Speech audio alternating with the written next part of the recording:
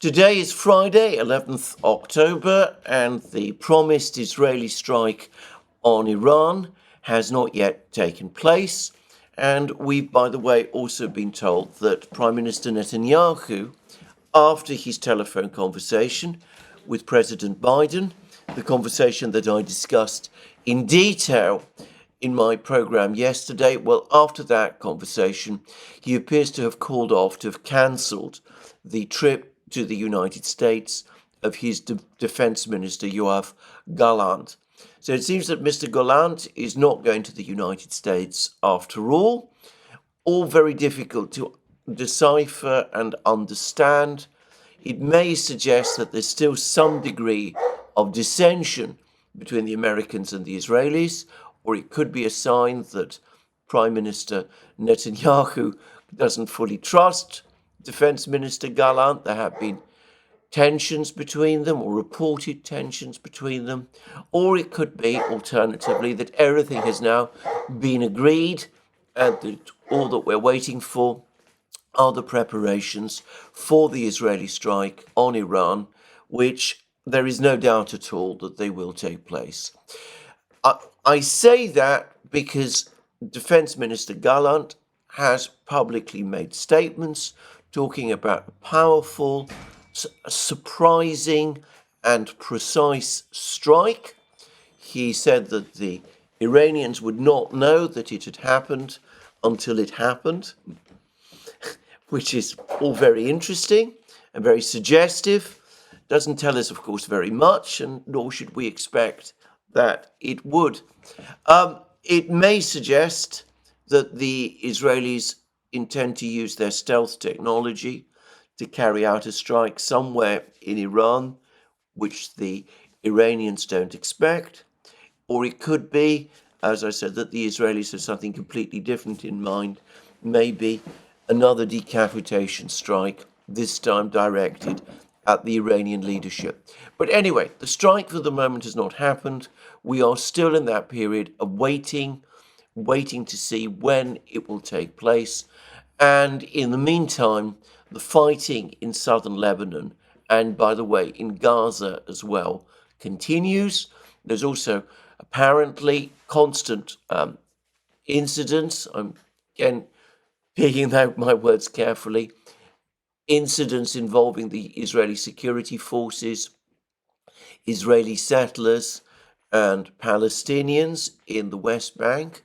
All of that goes on all the time. But as I said, for the moment, the strike on Iran that the Israelis have told us is going to happen, that Yoav Gallant has promised us will happen, it hasn't yet happened. Something is still being prepared. Perhaps the plans are still being prepared. Perhaps there's still disagreements between the Americans and the Israelis.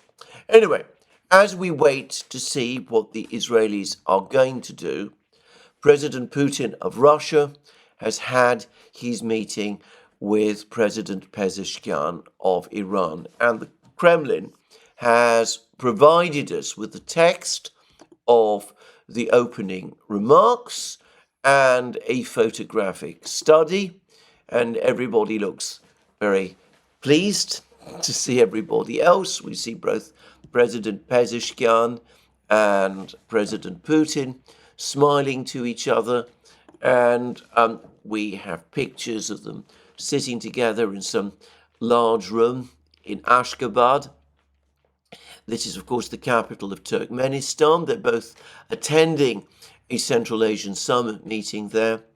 And even as all that is taking place, as I said, the Kremlin has provided us with a text of their opening words to each other prior to the meeting. And the opening words are very friendly, but they focus exclusively on trade and economic issues, and on the fact that Russia is looking forward to Iran's attendance at the forthcoming BRICS summit meeting in Kazan, in Russia, in Kazan.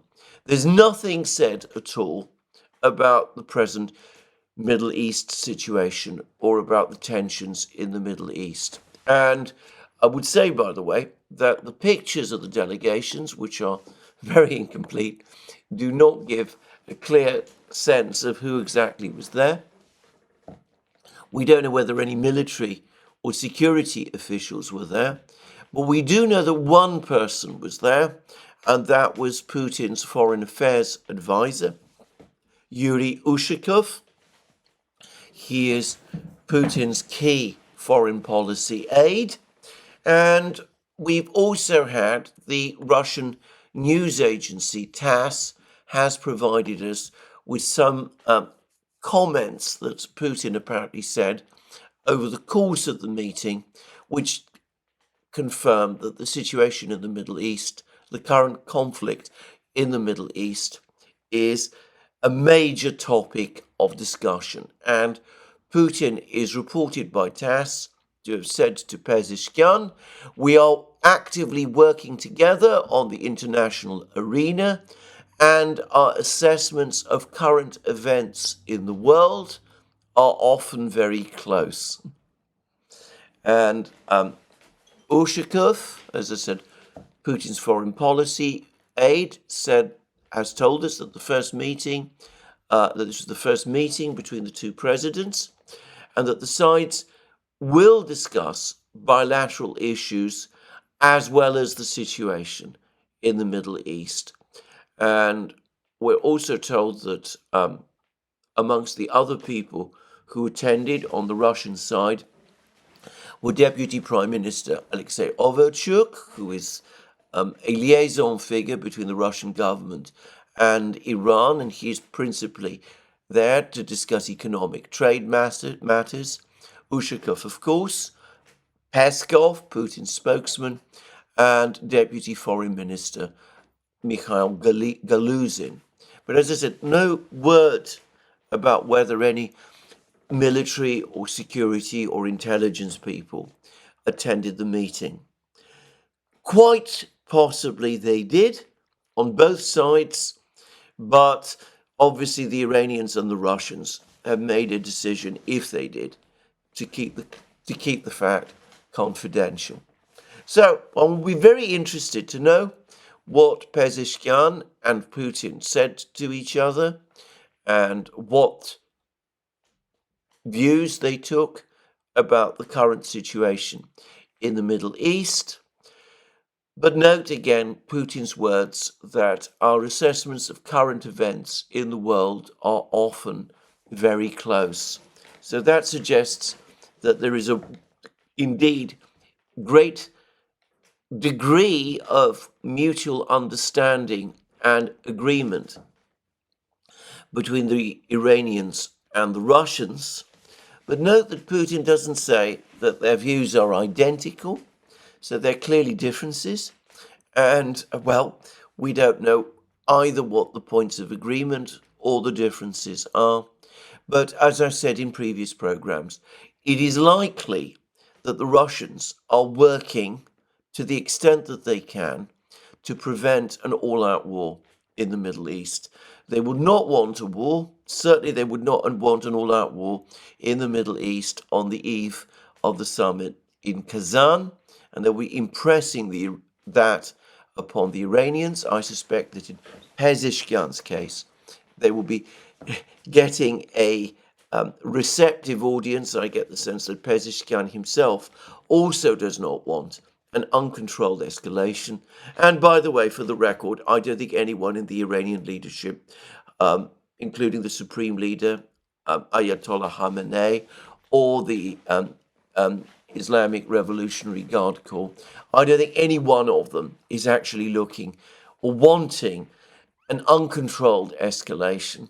But of course, if the Israelis pursue a missile strike, if they conduct a major missile strike on Iran, then the Iranians will respond, and an uncontrolled escalation is what we're likely to end up with. So anyway, that's the situation at the moment. A meeting between Putin and Pezeshkian in Ashgabat. They are clearly going to discuss the situation in the Middle East. We are not told that security and intelligence and military officials are participating in the discussions. Perhaps the Russians take the view that Pezeshkian anyway is not the right person to discuss those things with, that the more appropriate person to discuss that with, that kind of thing with, is Ayatollah, the supreme leader, Ayatollah Khamenei, and maybe the discussions with the Iranians on those kind of topics are conducted principally with Khamenei and with his aides, rather than with Pezeshkian. But anyway, the first summit meeting between the Russians and the new Iranian president, and judging from the very warm words that were exchanged and the pictures, as I said, which show everybody looking pleased and happy, the meeting appears to have gone well. Anyway, we will see what happens next in the Middle East. We will see where events are going. But before I turn to other topics, specifically to the perennial one, which is the conflict in Ukraine, I'm going to turn to a rather interesting article that has appeared in The Guardian. And what makes it interesting is, first, that it has appeared in The Guardian, and secondly, the writer, who is the British historian Adam Tooze. Now, Adam Tooze has a blog where he writes about international affairs. I think it's fair to say that in terms of American politics, he is someone who tilts very strongly to the side of the Democrats. He's not someone who impresses me as being very far out of the Western mainstream on international affairs. He is, however, a very fine historian. His book, Wages of Destruction, in which he discusses the German war economy of the Second World War, I think is one of the most insightful and interesting and well-researched books on the topic written by any author on the subject. So, as I said, this is a serious historian and a serious student of international affairs. Anyway, what makes this article interesting by Adam Tooze is that it is the first admission I've ever seen anywhere in the mainstream media, and perhaps especially in The Guardian, the first admission by a basically mainstream author that the Biden administration is a neocon administration.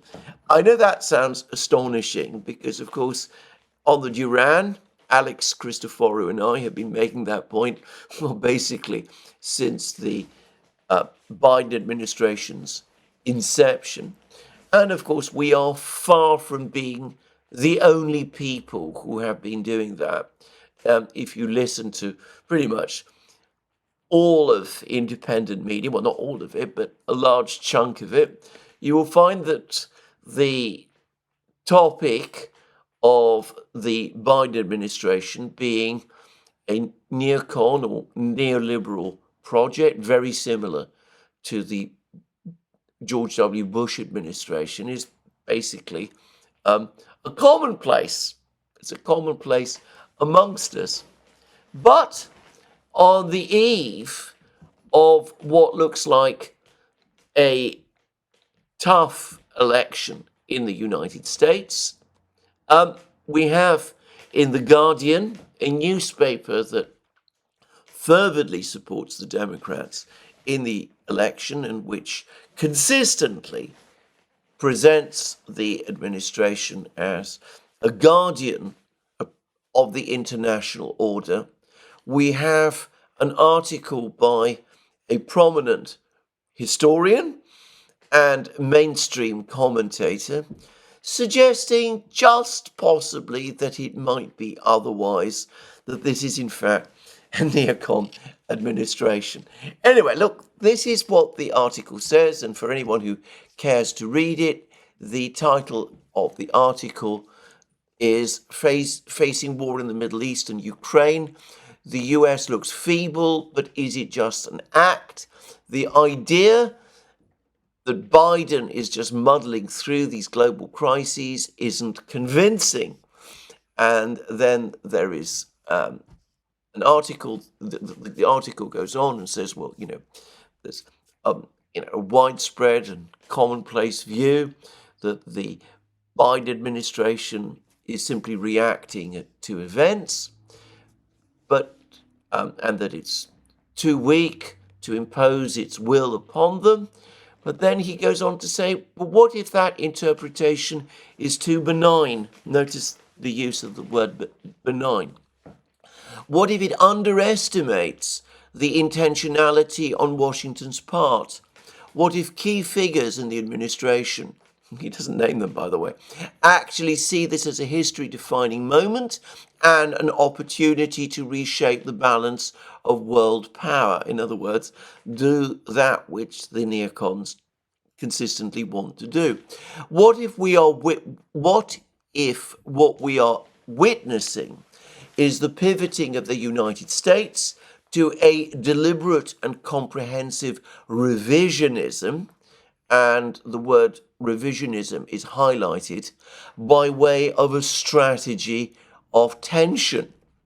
And then he goes on to say that revisionist powers are those that want to overturn the existing state of things.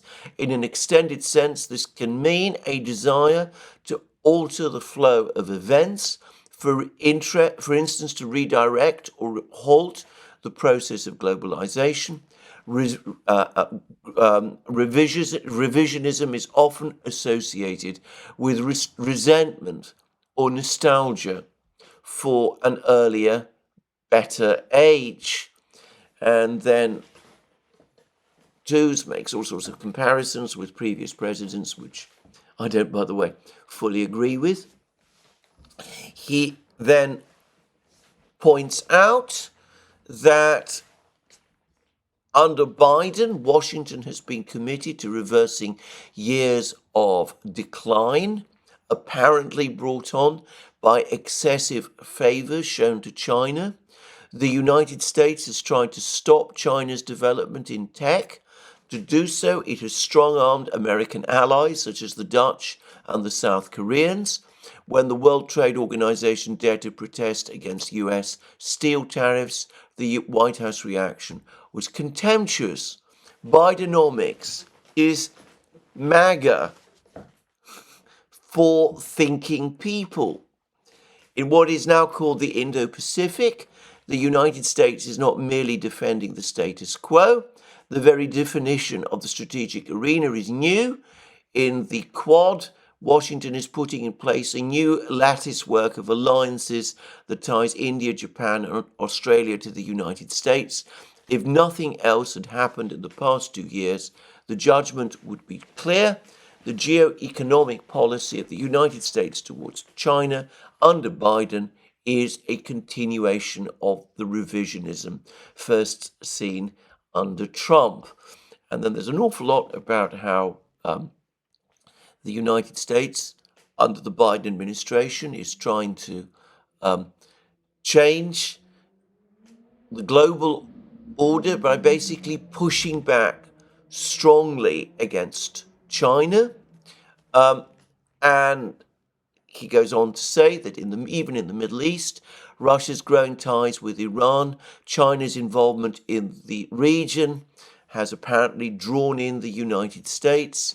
The United States is paying for more than 25% of Israel's actions as it physically annihilates Gaza, victimizes the West Bank, and sets about uprooting Hezbollah. The United States has pulled allies such as Germany and the United Kingdom into line. It is shielding Netanyahu against the reach of international justice.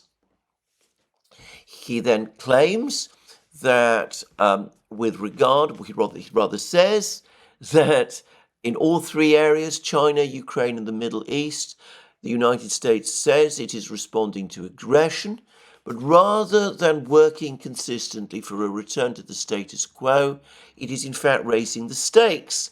whilst insisting that it supports the rule-based order, what we are witnessing is something closer to a revival of the ruinous neoconservative ambition of the 1990s and 2000s. So the article beats about the bush an awful lot. It avoids saying things as they are. One senses that Tooze, who, as I said, is a clever man, has basically come to the very belatedly to the conclusion that this is a neocon administration. He's very, very careful, however, in his choice of words, but he finally comes round and says this. What we are witnessing is something closer to a revival of the ruinous neoconservative ambition of the 1990s and 2000s. And he tries to claim that this is a smarter, cleverer, more successful neoconservatism than that of the Bush era. But in truth, there is little sign that that is actually the case. Anyway, there we are. First admission squirreled away in The Guardian.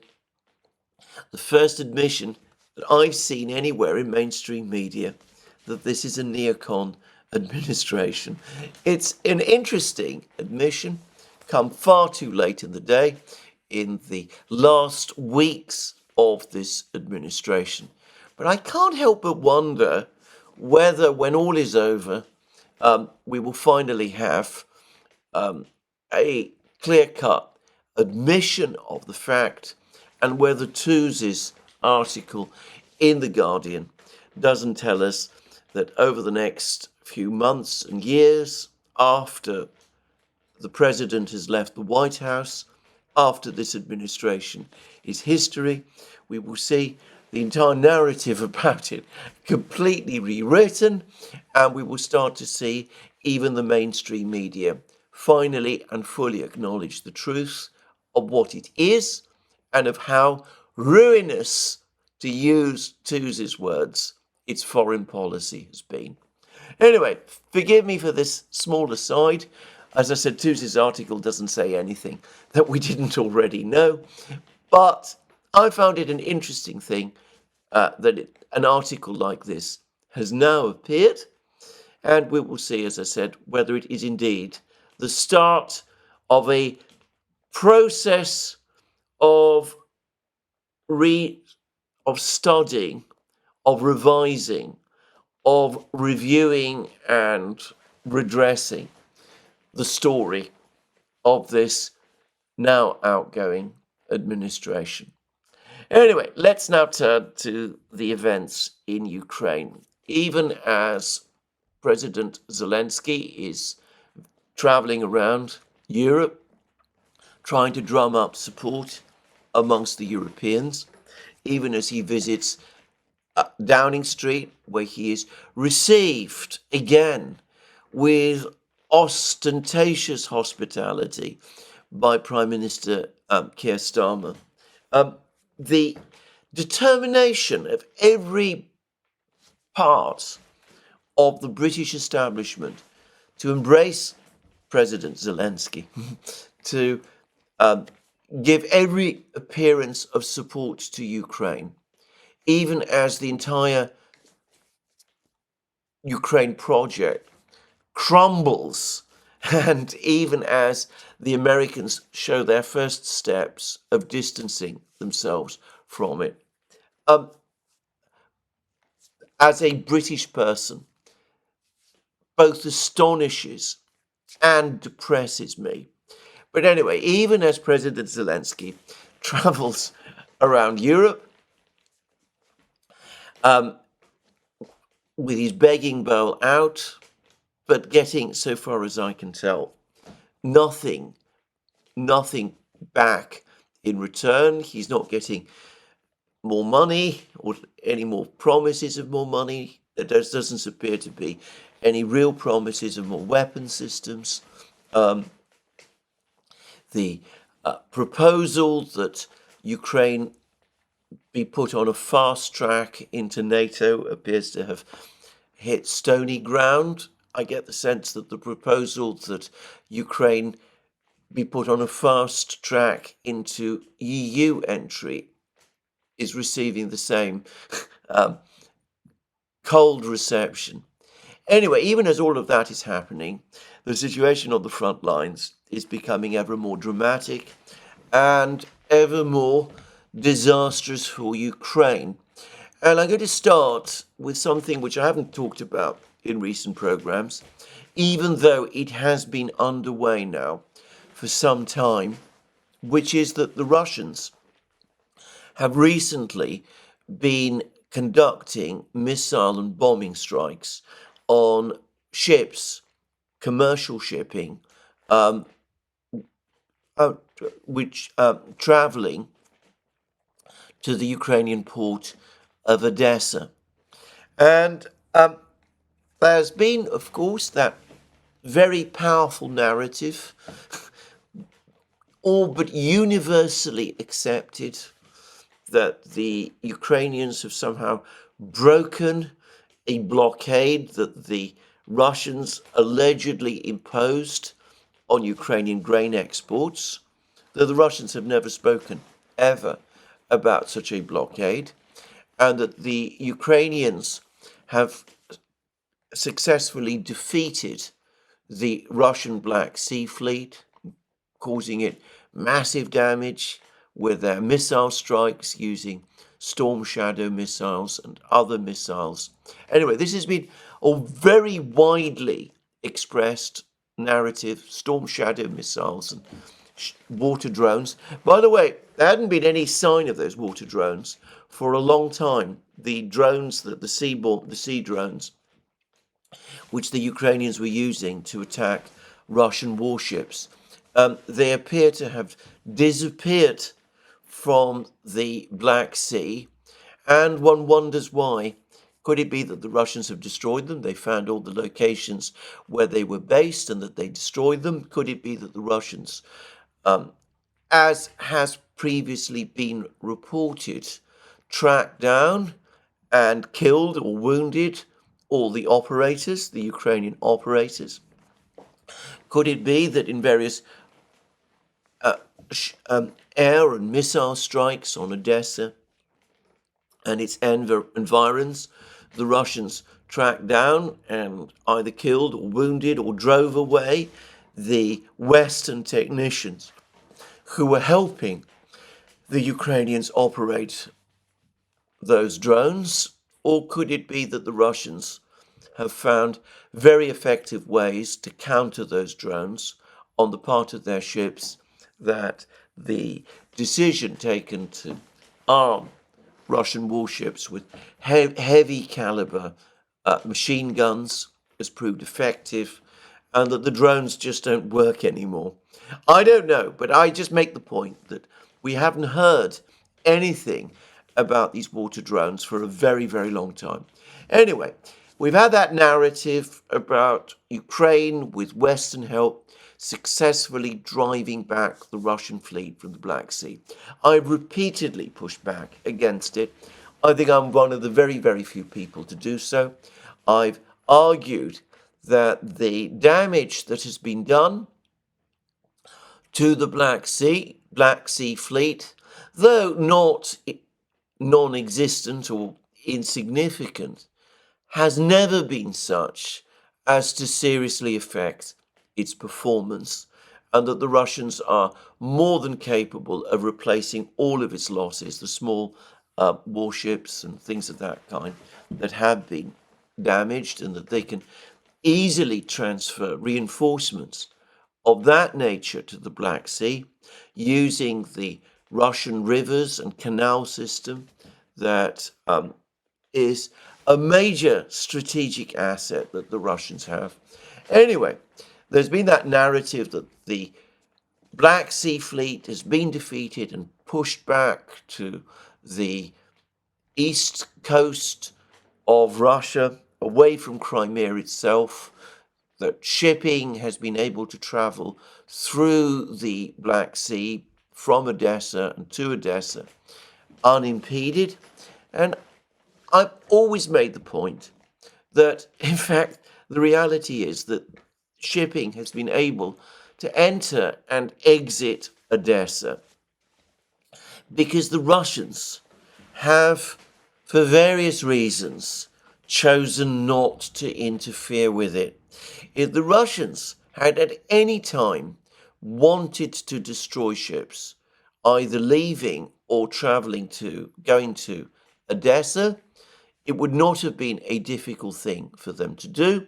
They have aircraft and missiles and mines, sea mines, in abundance. If they really wanted to impose that kind of blockade on Odessa, it would have been well within their power to do it, and there is nothing that the Western powers or the Ukrainians could have done in military terms to prevent it. The reason the Russians have not done that is because they came to realize last year that any steps taken by them that could be construed as an attempt by Russia to interfere with Ukrainian grain exports would be very badly received across the global south at a time of high food prices, and with the Russians anxious to retain the support of the global south, the Russians made a political decision that they wouldn't attack commercial shipping exiting Odessa. Well, over the last week or so, that has started to change because the Russians have begun launching missile strikes and bomb strikes on commercial ships. Not so far as I can see ships leaving Odessa. So the grain trade, for the moment at least, appears to be unaffected, but rather commercial ships traveling to Odessa. Several of them have been badly damaged by Russian bomb and missile strikes and have been rendered inoperable. I haven't actually heard of any ship being sunk, but as I said, substantial damage to these ships has up to now been done. And the Russians are saying that the ships that they are attacking are ships that have been transferring weapon systems to Ukraine. And obviously weapon systems supplied by the West. We're not told exactly which weapon systems, but it could be missiles or shells or anything like that.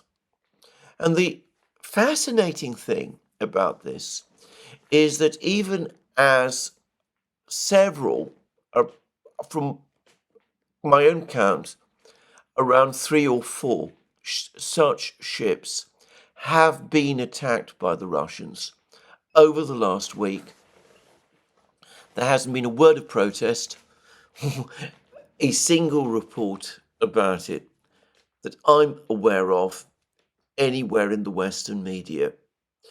It's as if this entire operation to attack the shipping by the Russians in the Black Sea, that some kind of edict has been issued that it must not be talked about. And that's all very interesting. And I wonder why.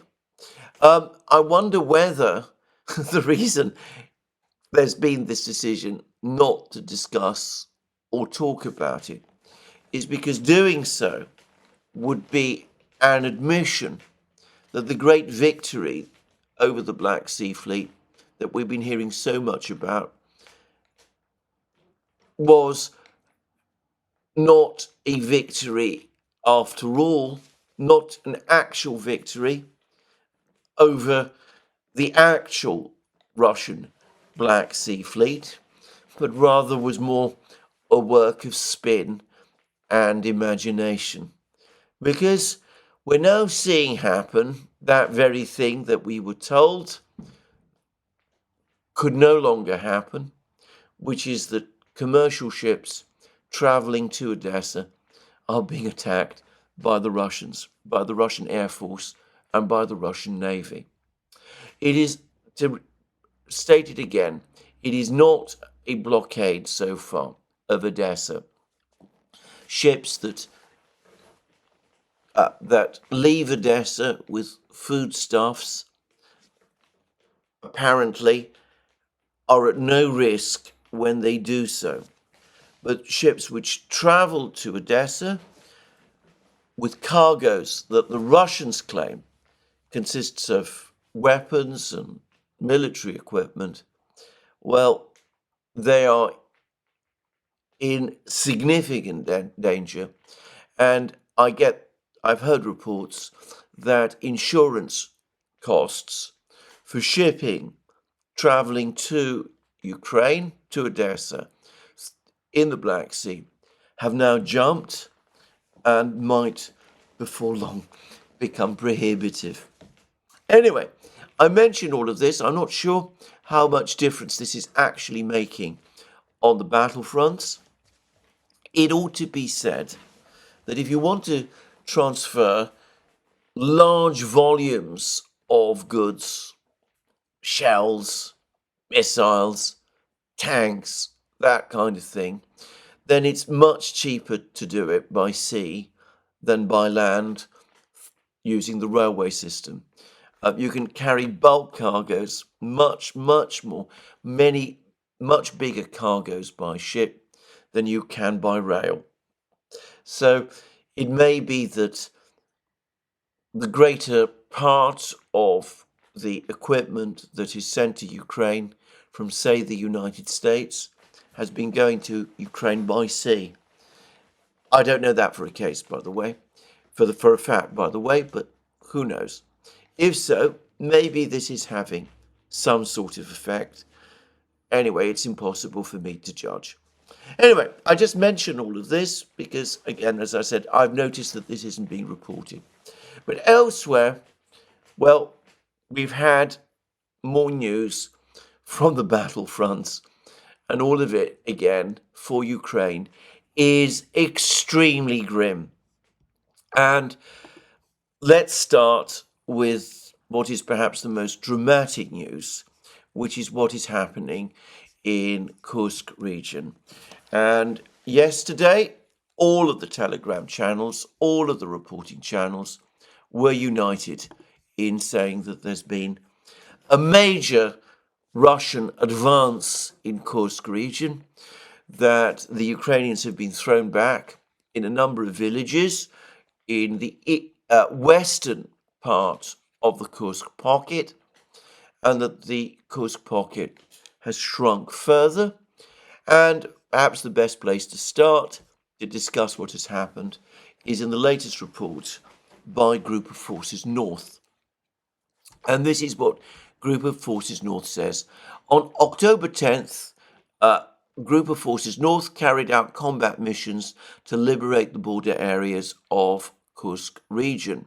In the vicinity of the village of Lyubimovka, assault groups of Group of Forces North, with decisive actions, broke through the defense of the Ukrainian military, liberated 5 settlements, and surrounded at least 2 battalions of the enemy, cutting 2 important supply and evacuation roads. The enemy is stunned by our offensive and hastily redeployed units of the 47th Mechanized Brigade.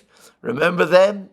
The brigade that's shuttled around by the Ukrainian military from one crisis point to another across the battlefronts. The brigade which has had no rest ever since the start of Ukraine's disastrous offensive of the summer of 2023 in June last year. Anyway, the enemy, going back to Group of Forces North, the enemy is stunned by our offensive and hastily redeploys the 47th Mechanized Brigade to the Suja direction.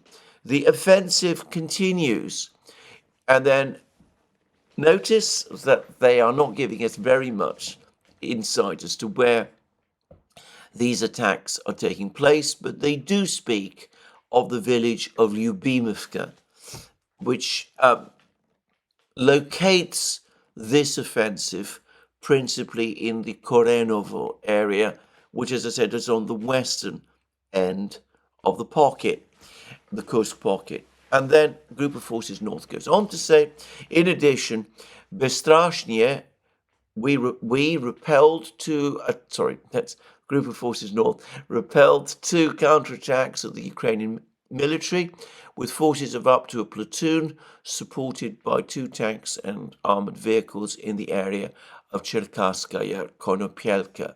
The total advance of Russian troops in the Kursk region was up to 10 kilometers.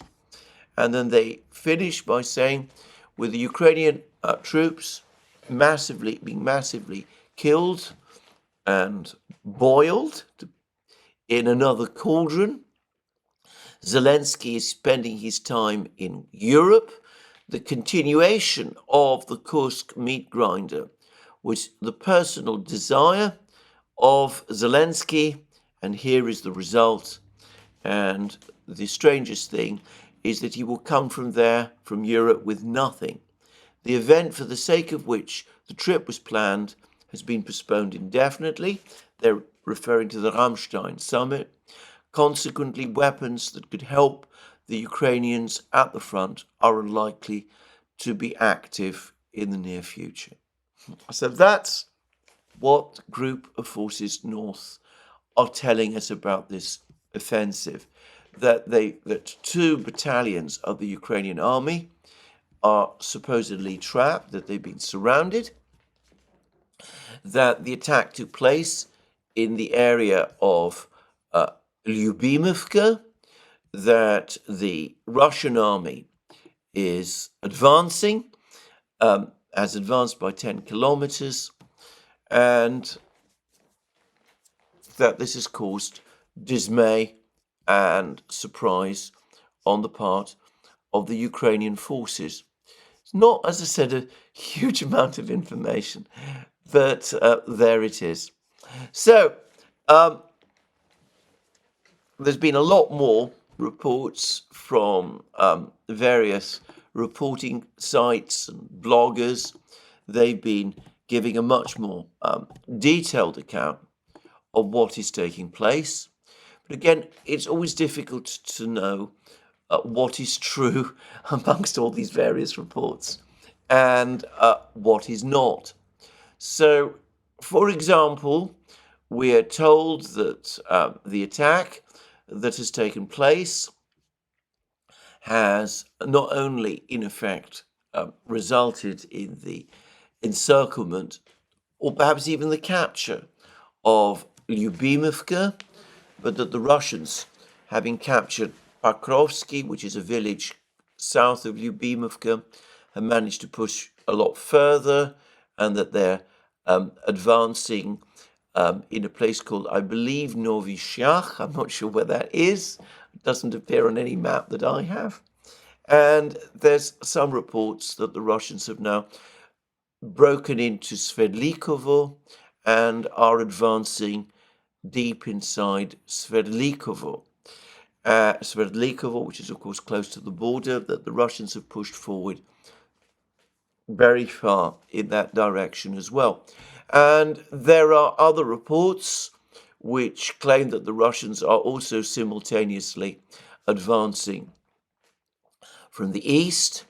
The Russian Defense Ministry confirmed that they've recently captured the village of Pogrebny, which is located to the north of Malaya Loknia, and there are reports that they've pushed even further deep inside the Suja pocket and from there, and that in effect a whole large area of the pocket, what was the pocket, on the western side of the pocket has basically been sliced off, that the pocket has shrunk as a result of these offensives by something like a third of its size. That's what some of the reports suggest.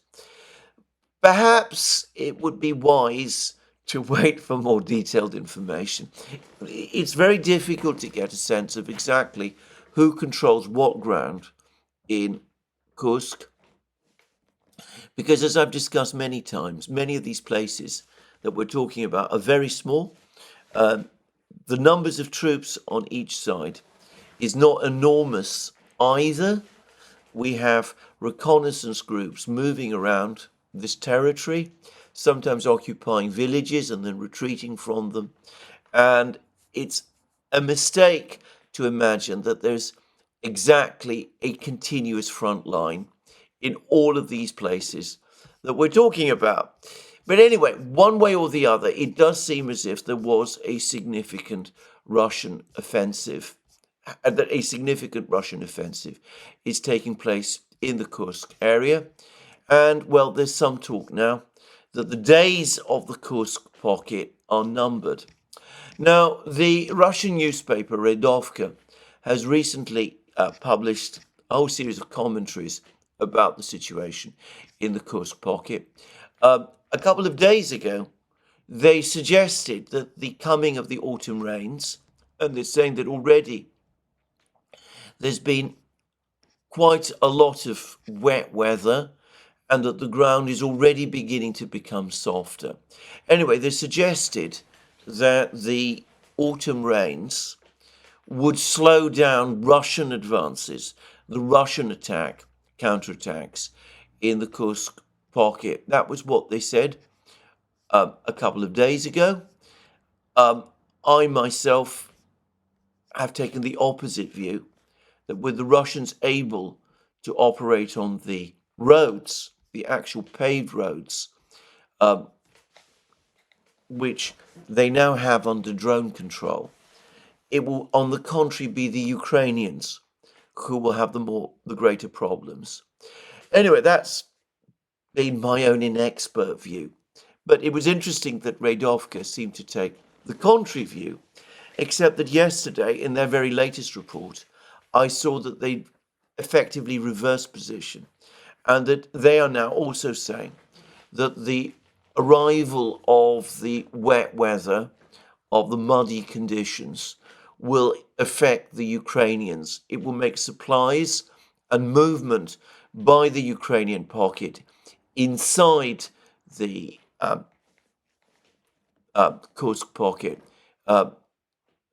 It will make movement inside the pocket by the Ukrainian troops more difficult. Well, as I said, you can judge for yourself. I'm not really an expert on this. My own sense is that it will, in fact, help the Russians. The wet weather here will help the Russians more than it will help the Ukrainians. But anyway, there we are. So that's the reports that we have. There's even some claims that some Ukrainian units are now withdrawing from the Kursk pocket. Who's to say? I'm not able to confirm or dispute that one way or the other, but it does look as if the Russians have gained quite a lot of ground, and the Kursk pocket is getting smaller and increasingly less stable. And I think that is a fair view, one which pretty much everyone, including the Ukrainians, would share. In fact, if I can just go to some comments that DS, the Ukrainian mapping project, have published, they're saying that it was a terrible day today in the Novo-Ivanovka area. That's as far as I can understand, the Kursk pocket, where our artillery and drone teams were forced to respond to the Russian advance, which has created a precarious situation for Ukrainian units to the north.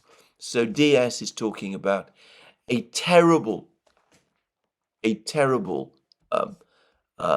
day, and there's also other reports, which I gather are also from Deep State. The Russian army begins a breakthrough on the Kursk front, powerful assault on Lyubimovka, an attack on Zeleny Shliach to cut off Ukrainian armed forces. And anyway, so it looks as if, as I said, even the Ukrainians acknowledge that the situation is becoming more difficult for them and that the situation of the Kursk pocket is becoming less stable. Anyway, there we go. So there's been increasing numbers of reports, I understand, in the media as well, in the West, that with the deteriorating situation across the battlefields in Donbass, more and more Ukrainian soldiers are openly criticizing the diversion of forces to the Kursk region.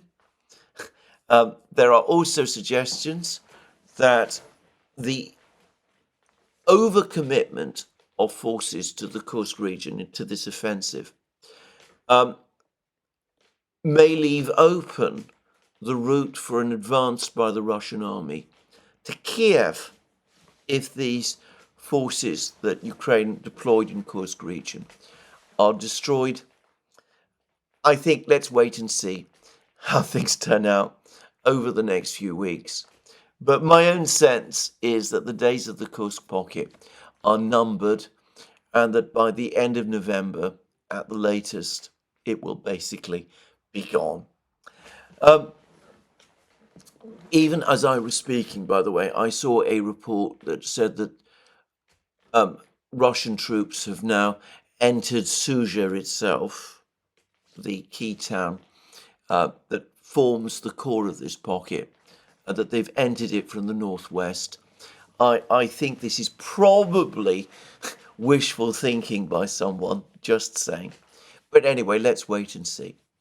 So anyway, Kursk pocket situation there, very, very bad. But to repeat a point I've made many times, the fighting in Kursk, the Ukrainian offensive in Kursk, was always a diversion from the main battle, which is taking place in Donbass. And, well, here the situation continues to deteriorate for the Ukrainians and at a growing pace. And maybe the most dramatic news now is coming from Selidovo. There are increasing numbers of reports that the Russians are close to have almost reached the village of Vishneve, which is to the west of Selidovo. From the south, this arises following the capture by the Russians of Tsukurinye, the village to the south of Selidovo, and that a cauldron is being created around the Ukrainian grouping in Selidovo. And there are now lots of pictures, film, which show Ukrainian drones attacking or trying to attack Russian troops in various places in Selidovo, particularly the northeastern sections of Selidovo, which appear to confirm Russian control in all of these places.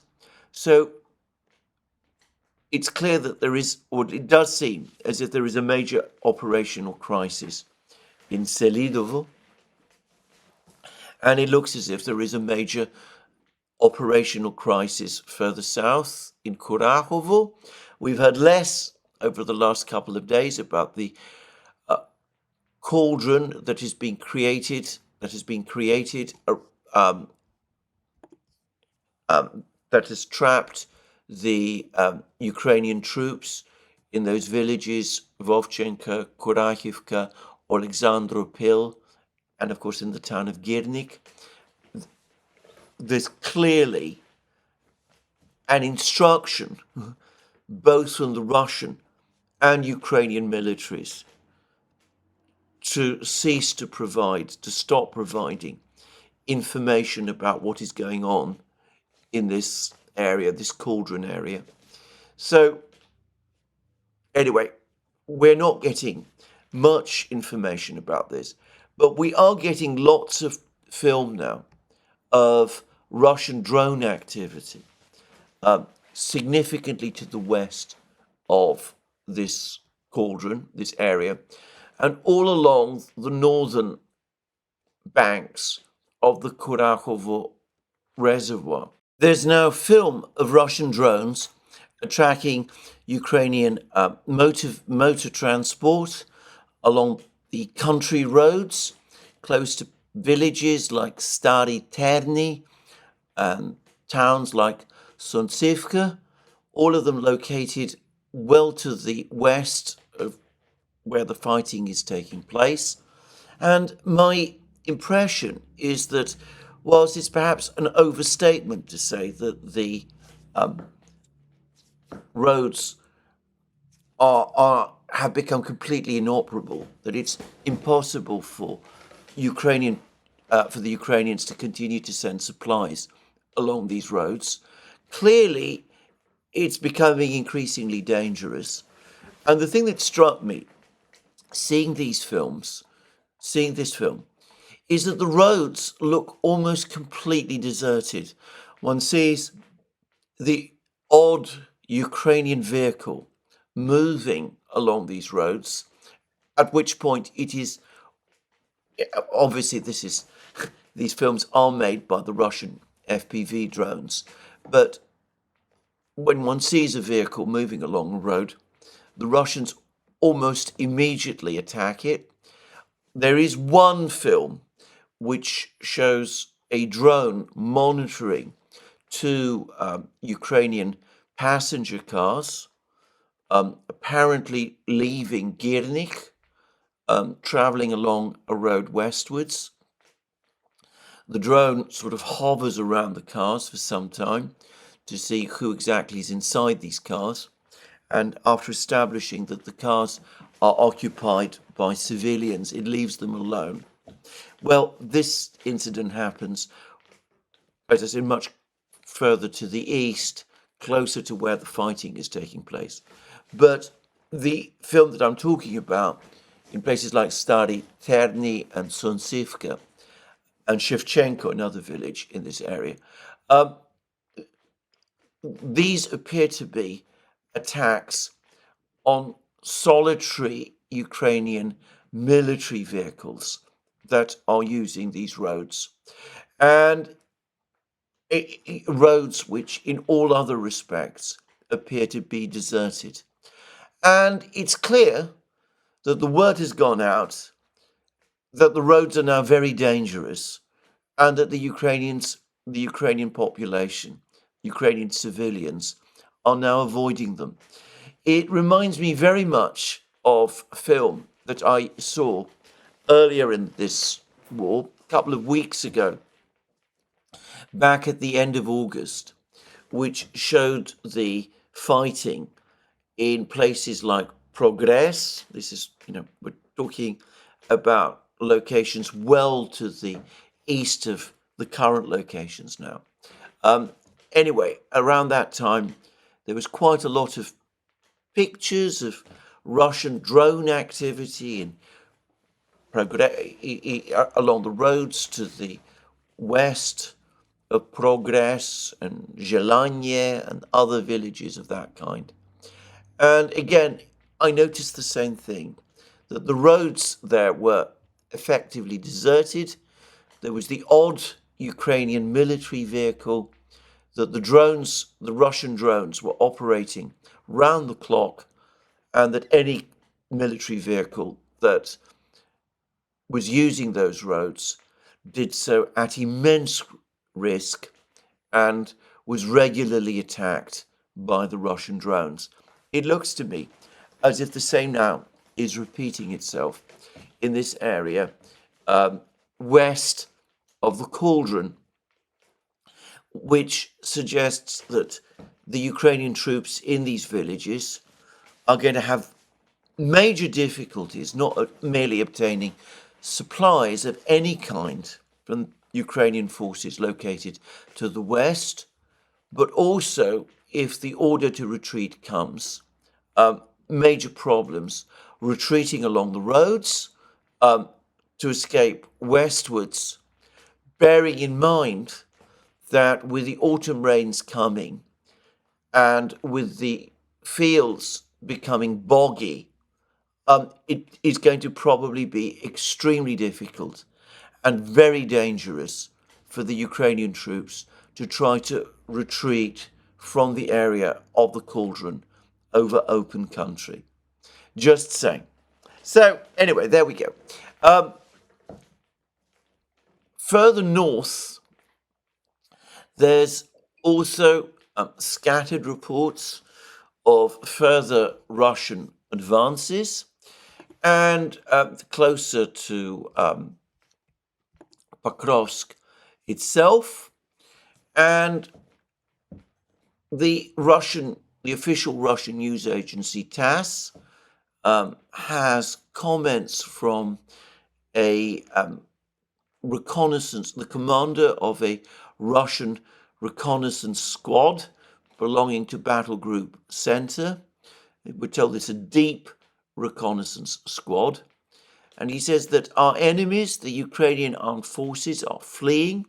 They are demoralized and try to rout without looking back at the first fire contact. Actually, we advance slowly but steadily, approaching the city of Pokrovsk, the enemy's major logistical node. Obviously, a description of the state of the battle from a Russian soldier. It doesn't tell us very much exactly, but for what it's worth, it perhaps gives us a feeling of the nature of the fighting. The Russians perhaps increasingly sensing that the Ukrainian forces, that the spirit of battle is gradually leaving them, and that when the Russians advance, the trend now increasingly, except in a few isolated places, is for the Ukrainians to retreat. Now, there's been a lot more news from Toretsk. Apparently, more territory has now fallen under Russian control. The Russian authorities, I mean that by the Russian regional authorities, not the Russian Defense Ministry, have now confirmed that more than half of the metropolitan area of the town of Toretsk is under Russian control. The Russians are now clearly fighting on the coal mine to the east, to the west of Toretsk. They seem to have captured the main high-rise building area, and apparently they're mopping up in the area of the administrative buildings just to the north. I get the sense that this battle, as I said in my program yesterday, is now in its final days. We've had less news from Chasiv Yar, still less news about what's going on around Seversk, though there's been no retraction from the Russian Defense Ministry of any of its claims. And I noticed that a number of commentators who'd been skeptical about the Russian advances have now noted that Marochko, as I discussed yesterday, the regional official, is also talking about Russian advances in Serebyanka and other villages, which appears to confirm the information about Russian advances that the Russian Defense Ministry has been providing, though I accept Marochko's words is not conclusive evidence of this. And further north still, there is a lot of talk of a major military crisis that the Ukrainians are facing around Kupiansk. It seems that the Russians, there's now pictures that confirm that the Russians control at least part of the village of Petropavlivka, which is located to the south of Sinkovka, village that the Russians captured a few weeks ago. The Russians have made all kinds of advances in places south of Kupiansk, that they're close or occupying the east banks of the Oskol River immediately to the south of Kupiansk. It's widely expected now that maybe after the autumn rains, when the ground hardens, a Russian offensive to capture Kupiansk will begin, and that the fall of this town is now only a matter of time. Well, we shall see. So anyway, the overall picture is deteriorating. It's of a deteriorating situation for the Ukrainians right across the battlefronts.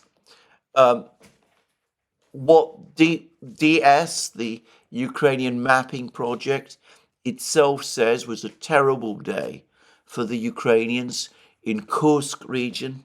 Some suggestions that the entire Kursk pocket is becoming unstable. Even a claim, that's a claim I don't myself place too much weight on, that the Russians have re-entered Sudzha itself. If that's true, by the way, then the collapse of the Kursk pocket is probably only days away. But as I said, I think that might be a wild overstatement of the position there. But anyway, we'll see. Anyway, a very bad situation on every part of the battle lines. And you can see increasingly from comments by Ukrainian commentators that the Ukrainians themselves now understand that the war, the battle in Ukraine is essentially lost. There's been lots of comments to this effect. Again, the place to go to read them is Simplicius the Thinker's blog on Substack. You can see all sorts of comments there from all sorts of people, both Ukrainian and Western, people like Julian Röpke and others. And I don't think anybody any longer, apart from perhaps a few people in London, maybe the British Prime Minister, seriously believe that the military situation can be turned round to any significant degree. But we're still stuck in terms of the way forward. Now, Simplicius the Thinker says that the Ukrainians now understand that with the war lost, they have to try and reach some kind of end of the war, which will mean surrender of some territories to the Russians, though the terms that they still insist upon are completely unacceptable to the Russians. I'm not quite accepting yet that the Ukrainians have actually come round to that type of thinking.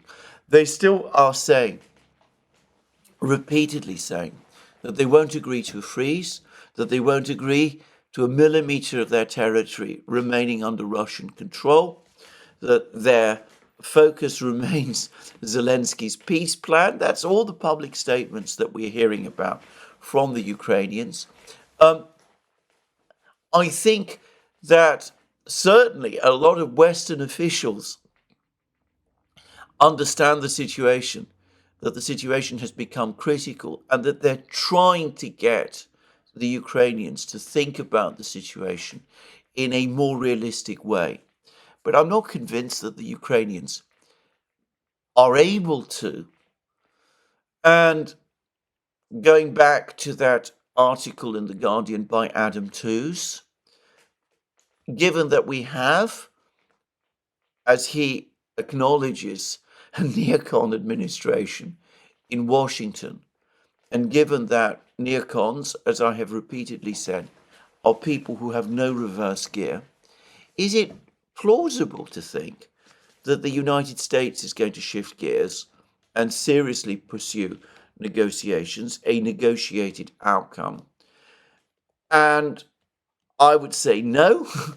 And in the absence of the United States, without the United States making that kind of initiative, is it plausible that the Europeans are going to do it by themselves? And again, I have to say, I think the answer to that is no. Maybe if we see a change of administration after the election, maybe a new administration will change course, but that isn't going to happen until April. And I still get the sense that in Washington, the prevailing view at the highest levels of the administration is that they do not want a negotiation. They certainly do not want to negotiate themselves directly with the Russians about Ukraine. And if the price of that is a military defeat by Ukraine, they prefer to pay that price rather than negotiate, and that they're confident that in the meantime, the focus of attention will have shifted to the Middle East, and that any political damage as a result can be contained. I think that is more the mood in Washington, certainly within the administration, than that there is a serious mood at the moment for peace talks. And since the Ukrainians apparently cannot move, that the political situation in Ukraine precludes that, and since the Europeans cannot move, it really all does depend on the Americans. Now, I've said this before, the Americans have in the past, when they've decided that a negotiation is needed, they have shown that they are in a position to start negotiations in what is, after all, a proxy war. They did it in Vietnam. They negotiated directly with the North Vietnamese in Paris, going over the heads of their South Vietnamese allies. They did the same in Afghanistan when they negotiated directly with the Taliban, going over the heads of the Afghan government. Since this is, to all intents and purposes, a proxy war between the United States and Russia in Ukraine, as all the world can see, it seems to me that it would make complete sense for the United States to initiate negotiations with the Russians. And if there are indeed people in Kiev who are looking for a negotiated way out, then I suspect that they would actually welcome that fact, because ultimately the only way that the hardliners in Kiev, the people who would prefer a heroic collapse rather than a negotiated route to survival, the only way that those people can be faced down is probably if the Americans not only insist on negotiations, but actually participate in them themselves. But having said that, for the moment at least, I don't get any sense that the current administration is prepared to do that. So we have more grinding weeks of war, at least until the end of January, before any serious diplomatic initiative can be launched, with everyone waiting to see what Washington will do. And of course, when the situation in Washington clarifies, we don't yet know what the stance it will take will be, whether those who also prefer in Washington a Götterdämmerung type outcome, to negotiations, borrowing a phrase from Jeff Roberts, whether they will prevail or whether, on the contrary, more realistic voices seeking a compromise will prevail. We don't know, and we don't know whether those who seek compromise in the United States, if they do prevail and start taking important positions of authority in January, whether by that point, whatever views they have formulated about how to end the war, whether those views will still be relevant given the continuous changes in the situation which we are now seeing. So anyway, let's see what happens. But in the meantime, everything to my mind continues to point clearly towards a military outcome. The Russians are advancing in Kurakovo, Selidovo, before long in Pokrovsk. Toretsk looks like it's about to fall. Kupiansk, probably weeks away from a Russian attack. Siversk, I believe that the Russian reports are true, and the Russians previously said that there were 3,000 Ukrainian troops in Siversk who are about to be surrounded, and I don't personally have any reason to doubt that. And we see that the Kursk pocket, the area around Sudzha, is becoming increasingly unstable as well. Now, there were reports earlier this morning that the Ukrainians have pushed the Russians back in the area in Zaporozhye on the east bank of the Dnieper River, where the Russians made some unexpected advances over the last couple of days. But I have to say that those reports of a successful Ukrainian counterattack are being contradicted by other reports which say that the Ukrainian counterattack was defeated and that the Russians, on the contrary, have actually accelerated their advance. And I read, I think it was in Slavyangrad, Russian Telegram, pro-Russian Telegram channel, but always interesting to read. Anyway, I think it was in Slavyangrad. I read a very detailed discussion of the situation west of Ugledar, in the area around Velikaya Novosilka. It spoke about how this area was heavily fortified by the Ukrainians back in 2022, how the Ukrainian fortifications in Velikaya Novosilka, however, face southwards. The Ukrainian expectation being that the Russians would never be able to capture Ugledar, and how the loss of Velikaya Novosilka, to which the Russians are now advancing, with the potential that the Russians could attack Velikaya Novosilka from the northeast, where no defences in effect exist, how if this village is indeed captured by the Russians, or rather not village, small town, is indeed captured by the Russians, how the entire position of the Ukrainian forces in the whole Zaporozhye area, leading up to the city of Zaporozhye itself, could rapidly become unhinged, and how a cauldron around Kurakovo could then be established. So all of this could happen.